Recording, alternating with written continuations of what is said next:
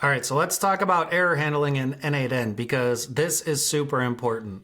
First off, you need to build a workflow that's going to handle your errors because by default, if you go into any workflow setting, there's no workflow set up to handle it. And if you don't have an error workflow built with an error trigger handler, this list is going to be empty and there's no way for you to handle those errors.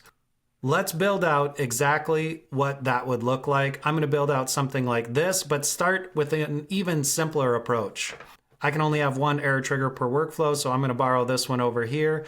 And the most simple way to do this is just say, have an error trigger, and then send that somewhere. So maybe that's like a Slack message. And at this stage, this you could save as its own workflow, and that would give you a pull down in the N8N settings for every workflow that you want to track errors on. You would come down here, select the workflow that you just made and saved, and then every time an error happens, it'll send a message as you defined in this node to your Slack channel or specific user. But all that's doing is taking the error information and sending it directly to Slack, which is okay, but I think we could improve this a little bit better. So let's take this model down here and go, all right, well, what if we run that through AI? And so what we can do is say, let's define the prompt here. If I back this out a step, what we're going to do is take this error information, we're going to send that to an agent, and then we're going to give an agent instructions on how to process this. So for example, we might want to say, please review the error information coming in from the webhook, identify what went wrong, and give us a few examples or methods of how we could resolve this. Please format this in an easy structure so that anybody who reviews this message can get a good idea of what is happening. All right, that's my basic prompt. Then I'm going to give it some basic information. I'm just going to give it the entire bit of information. Now you see when I dragged out this entire object over, it just says object, object. That's not very helpful. So if I go in here, I can hit a period and then I can say to, start typing to, and then JSON string. And it's going to take all of this information and format it into a JSON string all the way through here, which looks like a bunch of crap right now. But to the AI agent reviewing this, it's going to know exactly what it is, and it's going to give it all the information it needs about this error coming through to handle. So let's give this AI agent a brain. I'm going to use Sonnet because I want it to be really good at problem solving these errors. I'm going to give it a simple memory, and this needs to be defined by the execution ID. Perfect. And now it's going to be able to run through this multiple times. And let's also have it send a Slack. So I would have it set up this Slack node, and I would need to finish setting up which channel or user it would go to. But now, instead of just saying, hey, what's the error, and send the error to me via Slack, it's pre-processing it through an agent, which is going to give me a nice format.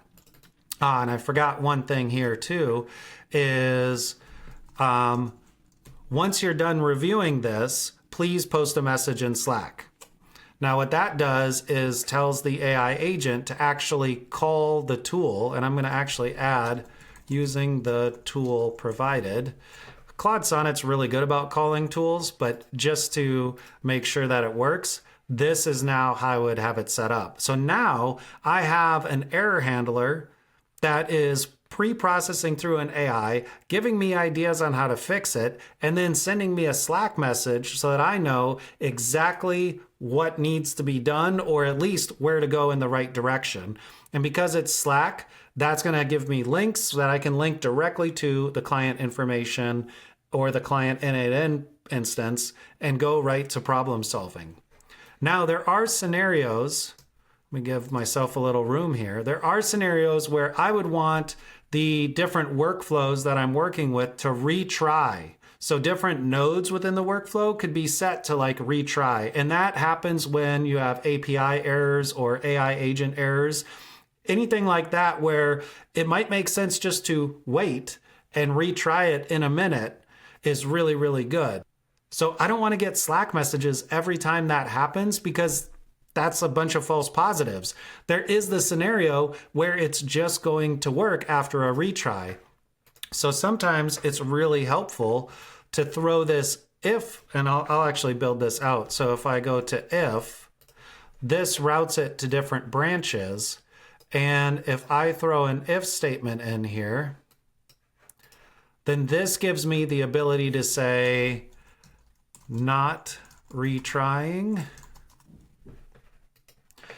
And so if a node retries multiple times and then it still fails, it will ultimately end up false, false, false, true. It's no longer retrying. Then it makes it to the AI agent. That sends the Slack message, and now we're in really good shape. And so this eliminates a lot of the noise that's happening. So if I go into here, we can see its execution mode is not equal to retry. So we can set that up in this one. We can say if execution mode is not equal to retry, then on only when that's true, when it's not retrying, is it going to pass it through. Otherwise, it goes through the false part and it just does nothing. And so it'll trigger it, hit false, does nothing. Trigger it, hit false, does nothing, until it's done retrying based on your settings. And it goes, it's not retrying, it's an actual error. It goes to true, processes it out, sends the Slack message. Okay, so this is all well and good, but what happens when you have multiple servers, or you want to help manage and maintain your client's N8N workflows? In that case, if you were to go directly to an AI agent or send Slack, you have to either use their AI credits, which might be okay, given your agreement, but you do have to use your Slack account to get the notification. That means you have to put your credentials in the client's server. That's not good. And the same thing goes for email or Teams or anything else to get notifications. You have to put your credentials inside the client's server or the client's N8N instance. So that means anybody that knows how to do any of this could actually get in and make API calls against your Slack, against your email, against your ClickUp, against your Monday, against all of those platforms and pull out any information they wanted to out of there or start sending from there. It's a nightmare situation. You do not want that to happen. So the way to solve this is to send a webhook. And so what you can do is say, hey, anytime it's not retrying, send a webhook. And then in a different workflow, so this is going to be on your client's servers. This is going to be on your servers down here. So this will be your N8N instance. You would set up a workflow and then connect that up to the AI agent that's designed to process it and then send you Slack messages. Now, you could have it do other things from here as well. You could set up a whole workflow based on, hey, what client is this? Let's look for that in ClickUp. Let's find the folder, the project, the list, the task, add comments, all of that kind of stuff. And I might do a step-by-step on how to set all that up so that it's easy to get your tasks automatically created from these errors coming in from client servers. So essentially, this is going to send a webhook from your client's N8N instance. There's no credentials. There's nothing in here other than error data. And that payload is going to be received on your server from this webhook waiting and then processed however you want, whether it's through an AI agent or directly to email or directly into your ClickUp, Asana, or Monday account to create tasks or tickets to handle.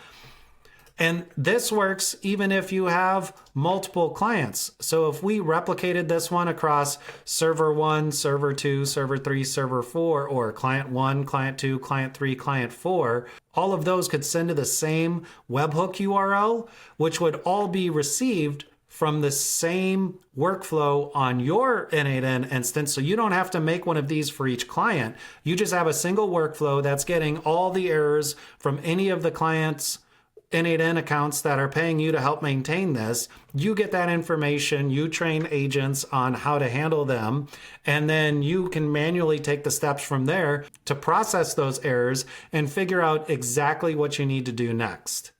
Now, this is the way that I would recommend and have it set up right now. So anytime I need to monitor errors, I have webhooks go from one server to another. I process all this information. I have it automatically create all the ClickUp stuff that we need. And then we have accountability and can manage the tickets that are automatically created instead of somebody doing all of this manual or forgetting to check or not even being aware that errors are happening on other N8N accounts that we need to be aware of.